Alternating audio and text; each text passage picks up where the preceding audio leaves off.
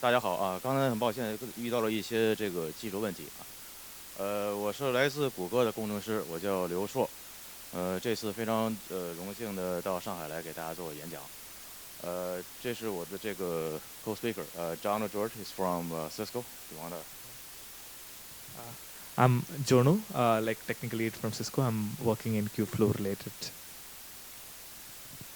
Okay, so I'll speak to English now. So today's agenda, we're going to introduce hyperparameter tuning, and we'll be briefly covering what it is and why it's hard. And we'll go into our main topic, which is Kubeflow and Katib, and we'll see how these systems will help us do hyperparameter tuning. And we'll give a brief talk about the system architecture and the workflows. And we'll also show a quick demo of our system. And then we'll go into neural architecture search, which is a new area of research and implementation that Katib has done. And finally, we'll go into some future work. So what is hyperparameter tuning? So let's start with an example. Right, suppose that we're doing this. This is a very basic machine learning program for recognizing digits. Right. So on the right-hand side, you can see some training code. And in fact, right on the bottom there, you can see that this is where we're starting to fit a model. Right. So hyperparameters are the parameters that you set before the training process begins. So if you look at this list, we have network, batch size, number of epochs, the learning rate, and so on. Right? So these are the parameters that are governing the training process. They're external to the training model. Right. This is in contrast to model parameters, which is learned by your training. Okay. So hyperparameters, configuration variables that are external to the model, and they're set before the training begins. And so setting the right parameters can really significantly improve your model performance. But it's only if you do it correctly, which can be very difficult. So hyperparameter tuning is a process of finding optimal values for hyperparameters such that your objective function, in the previous case, that is our function to predict digits, handwritten digits. You want to maximize the prediction accuracy. Okay. So why is that hard?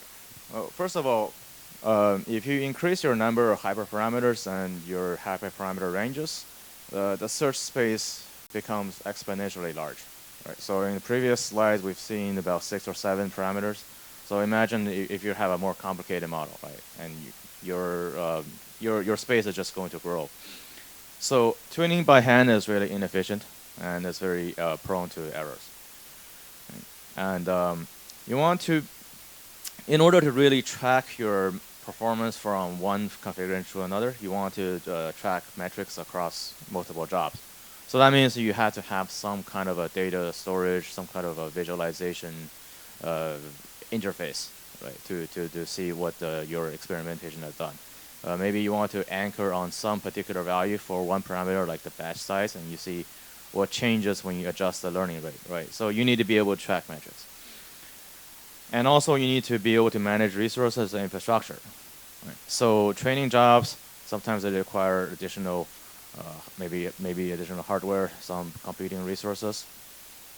So you want to be able to allocate and to provision and to clean up the resources. And finally, there's a lot of different frameworks and algorithms to support. Right? For example, just from training, the example that we've seen is for MXNet. But you can have a TensorFlow or PyTorch model. And algorithms that could be like grid search or a random search or Bayesian optimization and so on. Right? So there are lots of different, a variety of similar problems. So how does Kubernetes help us? So first of all, Kubernetes makes it really easy for you to build microservices. So microservices are self-contained and lightweight services that do one thing really well. And Kubernetes also makes containerization easy with Docker. Right? So the good thing is that really applies to our model of parallel training jobs. right? Yes, jobs, we can containerize them, and this makes them very easily scalable. And this also helps our system build up resilience, right? Because Kubernetes provides auto healing and recovery options. So it's meaning that the failures of a particular training container, it won't affect the whole system, and the system can actually automatically bring it back up. Okay. This also helps us with our problem of multiple frameworks and different algorithms to support, because we could create this generic interface that's interacting with the algorithms as microservices. Right. So we'll go into more details about that in a bit. And Kubernetes is also pretty good at describing the desired state. Right? So we call those declarative APIs versus imperative. Right? So this is, remember we talked about we want to manage resources. Right? So this makes managing resources very easy, because all you need to do is describe the desired state instead of having to write complicated instructions on what you want to provision. Kubernetes has a very flexible API, meaning that we can extend the core API with custom resource definitions. So this allows us to interact with the objects using the standard REST APIs and tools like kubectl. And finally, Kubernetes is very portable.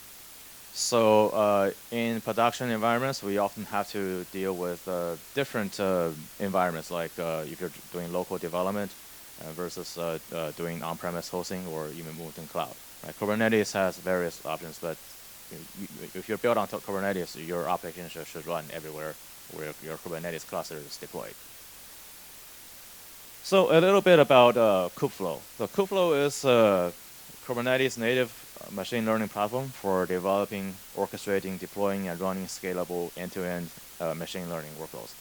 So that's quite a mouthful, right? So if you look at this diagram, and it's not to scale, but a lot of the problems with building machine learning in the production deals with the things in the blue boxes, right? So monitoring, service infrastructure, analysis, processing management tools, and so on.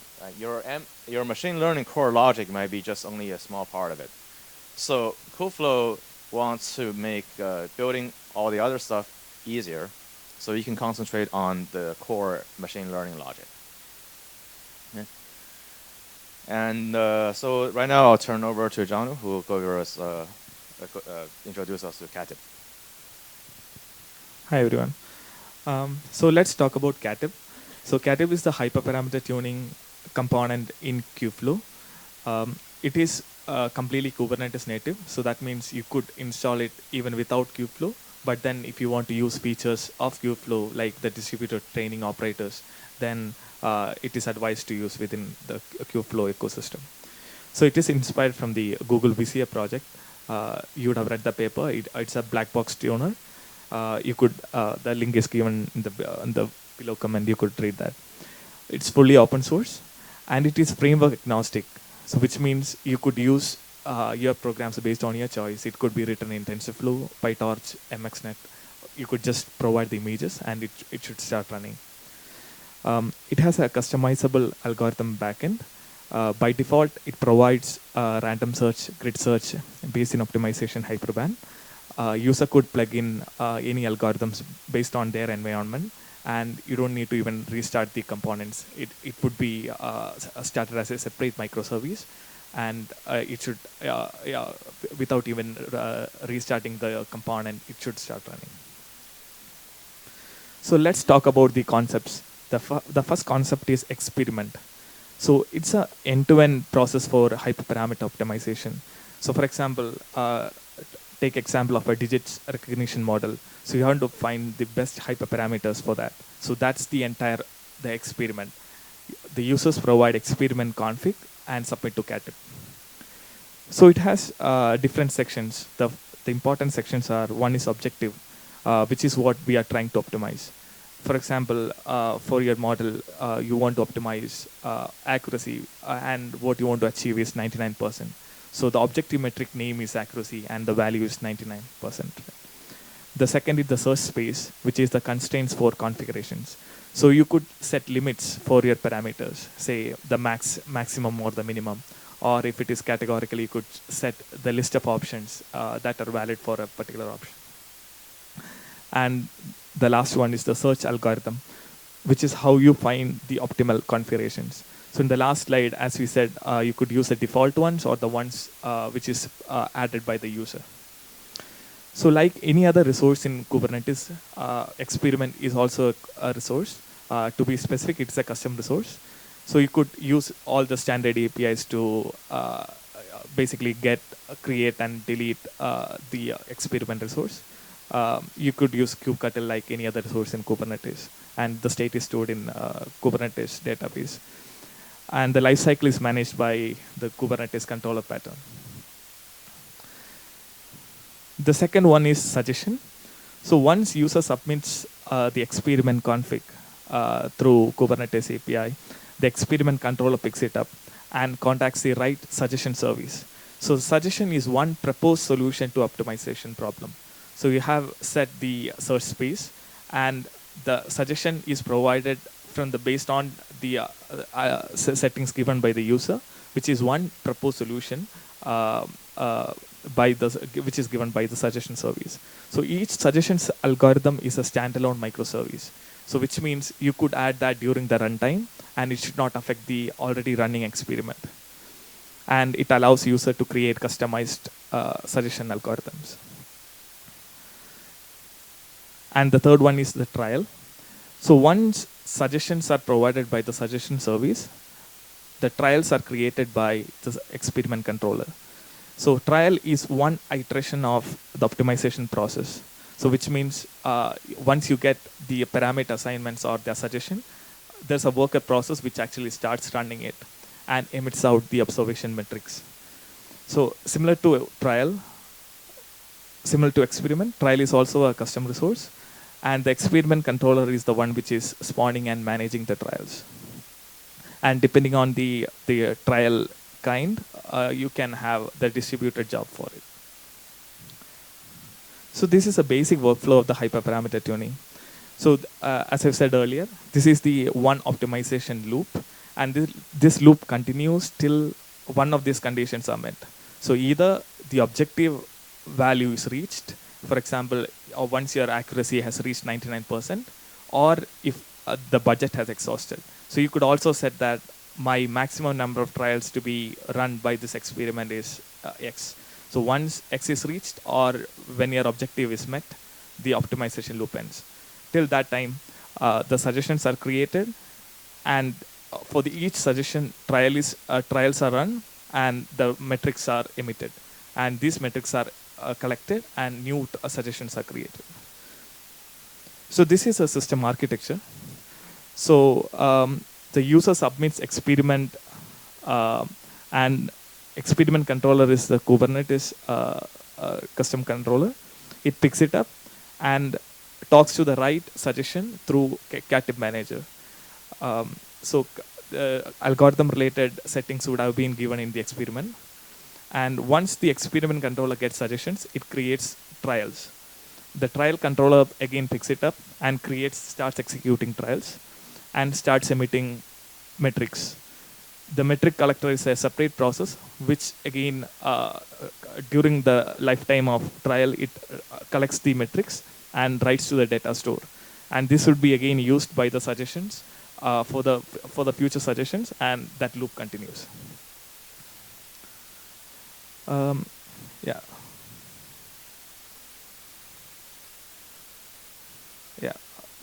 Due to network, we are not showing it live, but again, we have a Katib UI, which actually provides much of the features in the as a user interface. But for much more customizable options, it is better to use the command line at this point, but we are continuously refining it. So as I said, from the user point of view, what we have to do is setting the experiment config, and rest all is taken care by the Katib controller. The important sections that has to be filled would be one is the namespace where the experiment has to be run. The next section is the common set of parameters. One is the parallel trial count, which basically says how many number of concurrent trials have to be run. So based on your resources, you could set a higher number of trials to be run concurrently. The other one is the max trial count, which is the budget, saying this is the maximum number of trials which would be run during the experiment lifecycle. The third one is the max fail trial count, which says maximum number of failed trials that I can have during the entire lifecycle. The next is the objective, which says what is my type, whether I have to maximize or minimize. The objective metric name is the metric that I have to optimize, and the goal is the value that I have to reach. So this actually means I have to maximize validation accuracy to 99%. And I can actually provide additional metric names if I want to collect extra metrics during the process. The next section is the algorithm section, where I can specify the list of algorithms. Some are already provided. You could actually add during a development process. I could add extra algorithm settings, which would be taken by the algorithm. And the next section is the parameter section, where, as I've told, this is a place where you specify the search space. For each parameter, I have to basically say the max and min value, or if it is categorical, I can basically say the list of options that are valid for it. And the last option is the trial spec, which is the most important one, which would be where you would be specifying what is your the actual job that I have to run.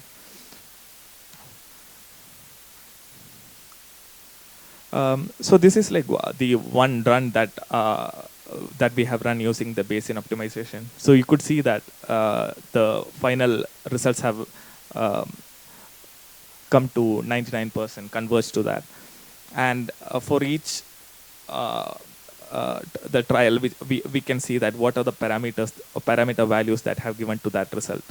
And you could basically say which one, and you can even go backwards and figure out what are the best values that I have to use it.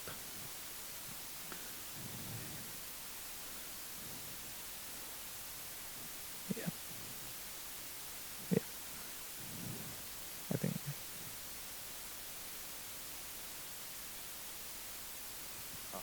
So a little bit more about this experiment. So this was conducted using about 100 different trials, and this is using Bayesian optimization. So this is one of the most common algorithms for hyperparameter tuning. The idea is like the previous results of the trials are used to optimize the future results. So given that we have selected some parameter values that have led to a good result, we want to improve upon our current status. So if you, it's kind of hard to see from this picture, but if you look at the corner there, maybe we started with maybe about 96% accuracy, and we were able to improve it to 98, 99%. So, and if you click on each of these trials, you can actually see how the trial progress over time. So the blue line there is the accuracy that has improved, and there's also the validation accuracy. So in this case, we use the validation accuracy as the objective metric. So we use that to determine how good our current set of parameters is. And there, as John mentioned before, there are also ways to collect other metrics. So we can also see how it correlates with, for example, just the accuracy. Okay, so let's go back to, yeah. Okay, so I want to bring us back to a broader landscape. Right? So, and this is a problem with classical versus automated machine learning. So in classical machine learning, a human expert gets involved in a lot of steps, like selecting features, choosing algorithms, configuring hyperparameter values, evaluating performance, tuning models, right? And a general trend that we've seen in computing is that more and more tasks become automated and more become dedicated to machines rather than having a human getting involved in every step. So And this is why we have this research field of automated machine learning, which is having a program generating the model without human intervention, and to reduce all of these time-consuming steps. So what we've seen is hyperparameter optimization. But in the general landscape, there are also other areas like feature engineering and architecture search. So, and I've included a link to a list of AutoML papers, and this is just available on GitHub, and it's very, very interesting. So there's something in common with all of these research, right? So in all the cases, we're dealing with automatically generating a configuration space. So that can include features, hyperparameters, architecture. And in all of these, we generate some kind of a matrix to judge their performance. And based on that, our optimizer algorithm generates a new configuration. Right? And the output of this is a model which we can use to serve predictions. So in the recent development, we have expanded Katib to handle neural architecture search. So this is in contrast to the hyperparameter optimization problem that we just mentioned. And the difference is in hyperparameter search, we're only generating values for a list of parameters. So you can think of it as a vector search. And neural architecture search is a graph search. So the space is exponentially higher than that of is one dimension higher, right? And there are a lot of research in neural architecture search. So there could be searching for an optimal network, or it could be searching for an optimal cell from which the rest of the graph is generated. And there are also other various evolution strategies, such as by generation or by modification. Okay. So the workflow for architecture search is similar to hyperparameter tuning, except that we still have our objective conditions, like whether we have reached our objective condition or whether we have exceeded our search budget. But we've also included the constructing the model, because in MNist, the human is no longer the human expert is no longer providing the model, right? So what we do is the suggestion will generate a list of evolve operations, and from that we'll generate the next version of the model. And then similar to hyperparameter tuning, we will run these trials based on the model that we've constructed, and use metrics to using reporting metrics, we can judge their performance and come up with the next suggestion for the architecture. So currently we are supporting envelope net and reinforcement learning for MNist. Okay, so we have seen what Katib has been able to do for now, but what's coming in the future? So first of all, we want to provide better productionization support. In the architecture diagram, you may remember there's a component for data storage. This is useful because sometimes you want to store your metrics for the next run, or maybe to resume the experiments, or maybe just as backup. But currently, Katib requires an instance of MySQL to run as the data storage backend. So one thing we want to do is to support customizable database.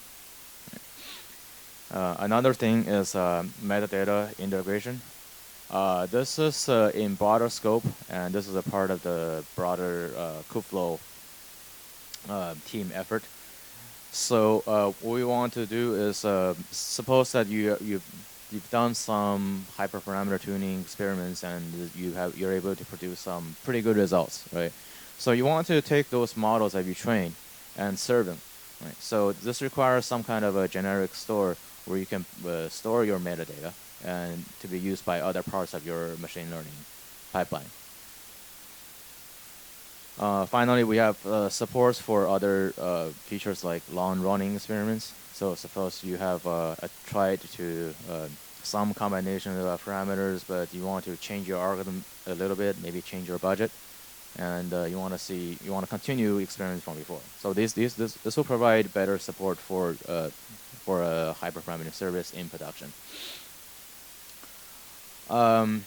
Another aspect is that we want to add more features relevant to automated machine learning, such as model compression and automated feature engineering. So we've seen how Katib can deal with hyperparameters and neural architecture search, right? But that has to do with the training process.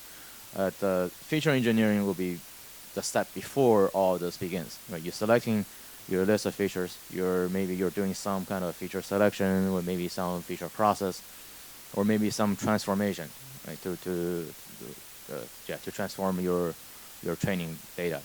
And so these are the things that we're constantly researching. Okay, so how do we contribute? So you can find us on GitHub, and there will be, feel free to submit feedback, try our service, and provide feedback and feature requests. There will be lots of help wanted features. And a great way to contribute would be to help with the infrastructure and testing improvements, and maybe adding some new algorithms. So currently we support maybe 5 or 6 different algorithms. So, and our intention is for Katib to evolve into a just open source platform for the generic automated machine learning, right? So we would really welcome contributions. And there's an invitation to our Slack channel. You cannot open it from here, but if you're interested. Okay. Finally, we want to thank a lot of our contributors. Some of them are in the audience today. So NTT, KaiCloud, IBM, Cisco have always been very, very helpful. Okay, so that is it for our presentation, and we will take some questions. Yes.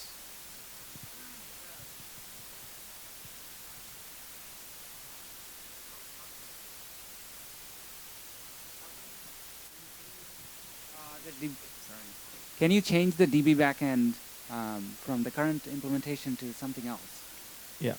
So currently in V1 Alpha 2, which is the which is a version which is coming in a month, so that's not possible.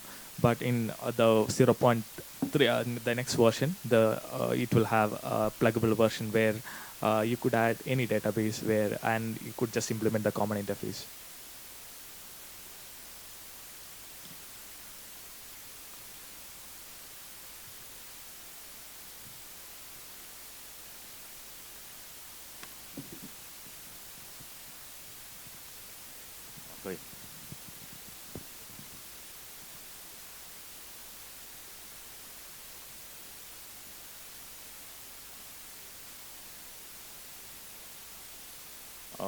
So the question is about the consumption of resources and Kubeflow. 我用英文回答可以吗？ So the question is about the consumption of resources, right? So resource you can configure on a per job level, right? So there are a few ways to configure how much resource you want to consume. So one way is for your budget, right? So if you want to have a smaller parallel budget, you can adjust how many trials you want to run in parallel, right? And another way is to change the specifications on the training job. So some training jobs you can use multiple GPUs. Maybe some you can reduce the number of GPUs. Right.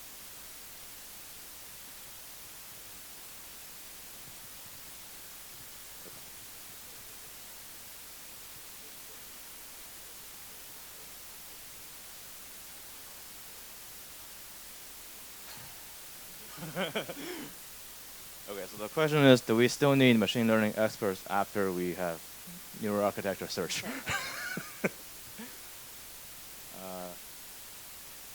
So I think a lot of research is going into how to efficiently generate neural architecture search, right? So it's not, so a lot of this is still very early, right? So we're still researching into how to efficiently generate, how to generate not only within the limited budget, but also make it applicable to various kind of problems. So I think currently, neural architecture search is pretty good with just image recognition, but there's a limited application elsewhere. So this is still something that still requires research. Thanks for the presentation. So I have a question for these slides. Do you have a simple use case that the Katib can show that Katib can maybe in which stage that a machine learning programmer can use it? For example, I wrote a simple training program and I got the some model, but I don't satisfy with it, and so what's the Euro cases that this Katib project can fit in? So I think I'm not quite clear of this question, this problem. So, maybe a typical use cases. Yeah. So as he described earlier, the wrong settings would actually have very bad performance of the model, right? So for example, in the demo slide that he has showed, if he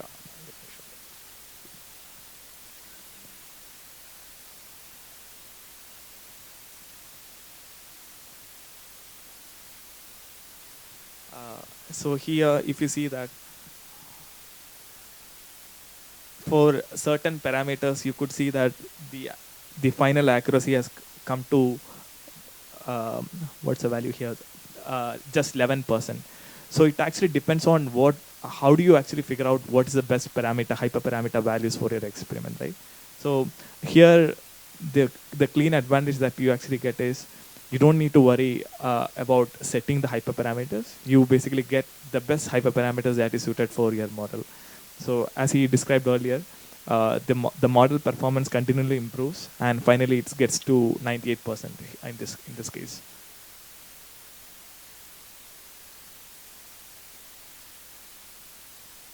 Yeah, I have a very general question for Richard. So from Google's perspective, is Kubeflow driven by Google AI or Google Cloud?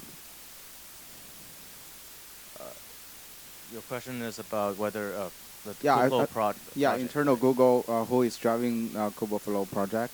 Is Google Cloud or Google AI? So it is the Kubeflow organization is under the Cloud AI organization. So the team that's driving it is Google Cloud. Google Cloud, okay. Right.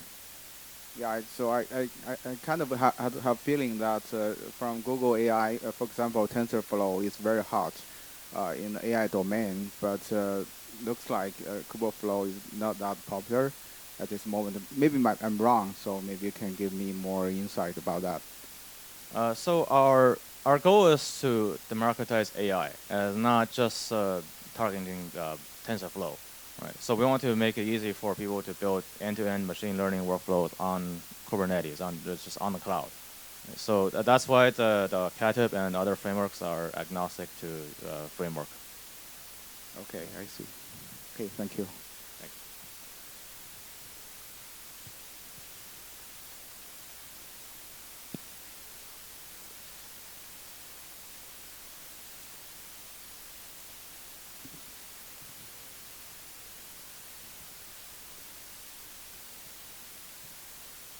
我对那个 automatic machine learning 有一个小问题，就是我们通过神经网络搜索出来的那个，就传统的特征工程，我们很多时候定义那个 feature 是根据我对这个识别对象的一个认知，然后去定义它的一些 feature， 一般都是有一些物理属性的嘛。那我通过这个神经网络搜索出来的这个 feature， 它能对应到这个对象的一个就是物理的一个属性上面。就我能理解它是什么含义吗？就我不知道我描述有没有描述清楚。不太清楚你的问题。我们待会儿能私下聊一下。啊，行。好，谢谢。Okay, so I think our time may be up. Do we have a quick question?